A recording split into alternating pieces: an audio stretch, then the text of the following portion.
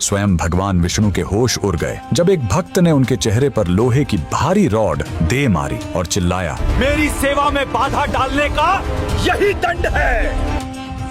जी हाँ, भक्त ने भगवान को सजा दी और उस चोट का निशान आज हजारों साल बाद भी भगवान की मूर्ति पर मौजूद है। बात 11वीं सदी की है। रामानुजाचार्य के एक शिष्य थे अनंतलवार। उन्हें तिरुपति के पहाड़ों पर भगवान के लिए फूलों का एक बगीचा बनाने का काम मिला। अनंतलवार अपनी भक्ति में इतने जिद्दी थे कि उन्होंने तय किया, इस सेवा में मैं किसी की मदद नहीं लूंगा। वो अपनी गर्भवती पत्नी के साथ खुद मिट्टी खोदते, पत्थर उठाते। उन्हें लगता था अगर किसी और ने मदद की तो मेरी भक्ति कम हो जाएगी। एक दिन जब वो पसीने से लथपथ काम कर रहे थे, वहाँ एक छोटा सा बालक आया। वह बच्चा बार बार उनकी टोकरी उठाने की कोशिश करने लगा। अनंतलवार ने उसे डांटा, दूर हटो, मुझे मेरी सेवा करने दो। लेकिन वो बच्चा माना नहीं। वो बार बार बीच में आता, कभी रास्ता रोकता, कभी मिट्टी गिरा देता। अनंतलवार को लगा ये बच्चा उनकी तपस्या भंग करने आया है। धूप तेज थी, थकान चरम पर थी और गुस्सा 7वें आसमान पर। जब उस बच्चे ने फिर से टोकरी को हाथ लगाया तो अनंतलवार का सब्र टूट गया।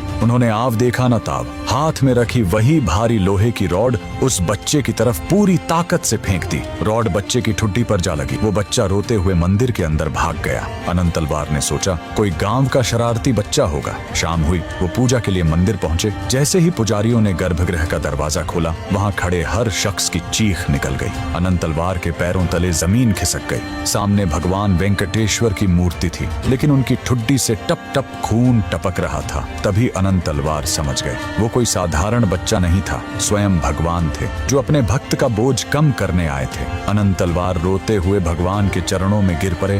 प्रभु, मुझसे घोर पाप हो गया, मुझे सजा दीजिए। तभी मूर्ति से एक आवाज आई, अनंत, रो मत।